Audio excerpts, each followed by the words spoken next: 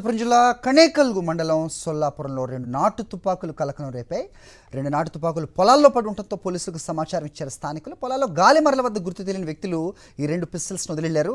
పోలీసులకు సమాచారం ఇవ్వడంతో ఎస్ఐ నాగమధు వాటిని స్వాధీనం చేసుకున్నారు.